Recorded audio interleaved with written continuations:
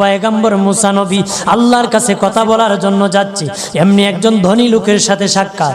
ধনী কয়, মুসা রে, ও মুসা, আমার এত ধন হিসাব রাখতে পারি না, আল্লাহরে জিগাইবানি কি করলে আমার ধন কমবে? মুসা নবী কয়, ঠিক আছে জিগাইব। একজন বৃদ্ধার সাথে, একজন মহিলার সাথে দেখা। মহিলা কয়, মুসা কই যাও, কই যাও রে মুসা? মুসা নবী কয়, তোর পাহাড়ে যাব, আল্লাহর সাথে কথা বল। মুসা রে, আল্লাহরে জিগাইবানি, আমি গরিব মানুষ, আমি ভালো কিছু কিনতে পারি না, ছেলে মেয়েকে ভালো কিছু খাওয়াইতে পারি না, ভাঙ্গা গোর, এত গরিব, ভালো করে ঘর বানাইতে পারি না, আল্লাহরে জিগাইবানি কি করলে আমার উন্নতি হবে, ধনী হব, টাকা পয়সা হবে, আল্লাহরে জিগাইবানি। আল্লাহ মুসা নবী কয়, ঠিক আছে, আল্লাহরে জিগাইব, তুমি কেমনে ধনী হইবা?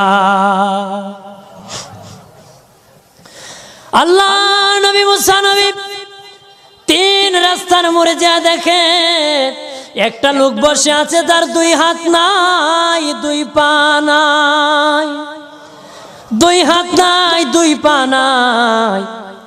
ওই লোক ডাক দিয়া কয়, মুসা রে, জীবনে কোনোদিন নিজে হাঁটতে পারি নাই, নিজ হাতে খেতে পারি নাই, কেউ খাওয়াইলে খাই, নতুবা উপবাস থাকি, বৃষ্টি আসলে ভিজি, সেখানে আমি আবার শুকাই।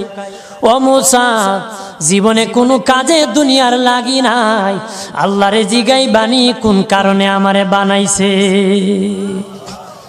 আল্লাহ কয়, জিগাই মনে। মুসা নবী কয়, আল্লাহরে তোর পাহাড়ে মুসা নবী, মুসা ছিল কালিমুল্লাহ, কথা বলার প্রেম ছিল, কথা বলতো, কথা বলার প্রেম ছিল, কথা বলতে বলতে শেষ দিকে আল্লাহ গো, আসার সময় তিনটা লোক আমার কাছে প্রশ্ন করেছে। একজন লোক হলো ধনী, কিভাবে তার ধন কমবে গো?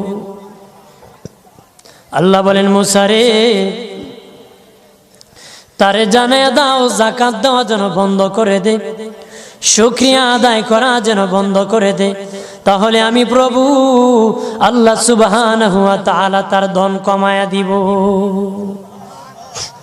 যদি শুকরিয়া আদায় বন্ধ করে, তাহলে ধন আমি কমাই দেব।